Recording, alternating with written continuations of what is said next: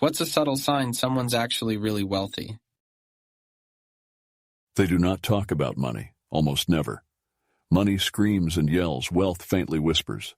Financially comfortable, except with a hobby that functions as the day job. Or they seem to treat their day job more like a hobby. What you're actually seeing is that the bulk of the income is passive. You know that guy with the '88 Mercedes diesel sedan that looks like the day it was made? That's a pretty good sign. They refer to their summer and winter homes by their names. They have a family lawyer. If they're not telling you, why are you trying to find out? Easier to tell if they are older. You don't notice the cosmetic work they've had done. That is, if they both look surprisingly good for their age and are at a fit for their age and move easily. Old blue-collar workers carry the cost of earning a living in the damage it does to their bodies. I got this guy extra sauces at my job, and he slipped me $20. They have a rich social life full of friends, family, and acquaintances. You see, relationships are wealth. Many years ago, I worked as a driver for a gentleman in Greenwich, Connecticut. He was wealthy, millions. But one afternoon, on very short notice, he took me on a trip to Florida with the heiress of the Annenberg fortune, billions.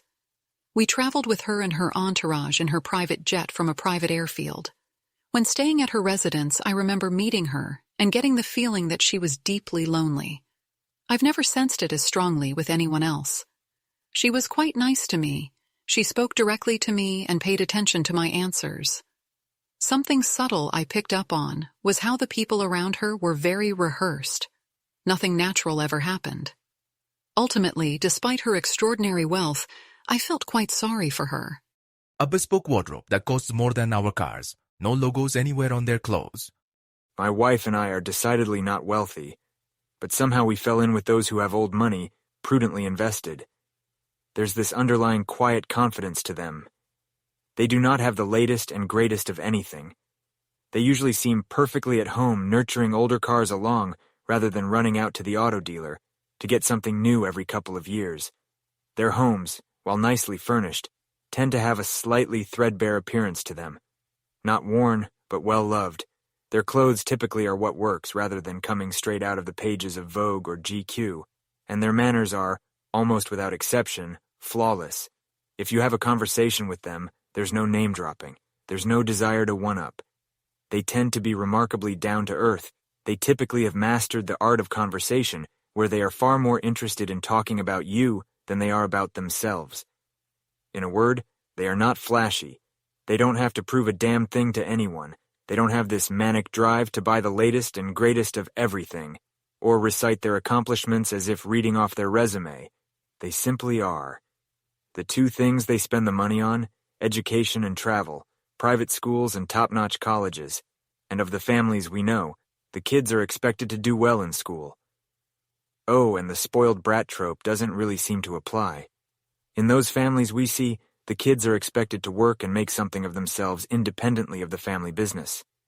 If they do enter into the family business, it's after they've gone somewhere else to cut their teeth.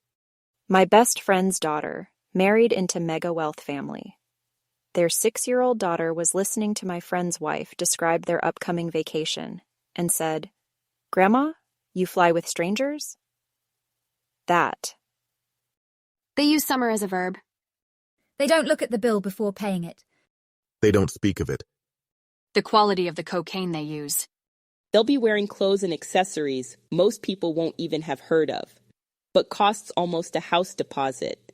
A Patek Philippe Nautilus, Vacheron Constantin Patrimony don't really stand out unless you're into watches. But they'll be north of 50 to 100,000. The leather jacket will be worth more than your car. Those boat shoes will be in the 4 digits. Just tailor-made, high-quality stuff without things like Balenciaga or Supreme all over it.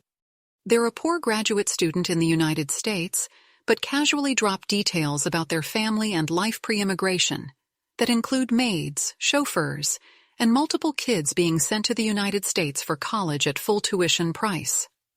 Also, I can't wear any jewelry except gold. Everyone in my family is allergic to cheap metal. And at least $100 worth of saffron in the spice cabinet if they're Middle Eastern. They really seem to be out of touch with the struggle of the average person. They simply cannot understand that someone cannot afford to go out, so they are able to pay their bills. No sign, because every wealthy person has different personalities. Some wealthy people are douchebags, some like to flaunt their wealth, but the majority of them hide their wealth. Amazing, unnoticeable plastic surgery. My cousin and I met a woman who really looked like she was in her 40s and discovered she was in her late 60s. Seriously, she looked amazing. She was the same age as my aunt, and we were floored when she happened to mention her age. My cousin and I compared notes afterwards, considered some of the stories she briefly mentioned, and realized she was enormously wealthy. That's when we realized that she had some very subtle plastic surgery. She wasn't attempting to look like she was in her 20s, but rather aging very gracefully.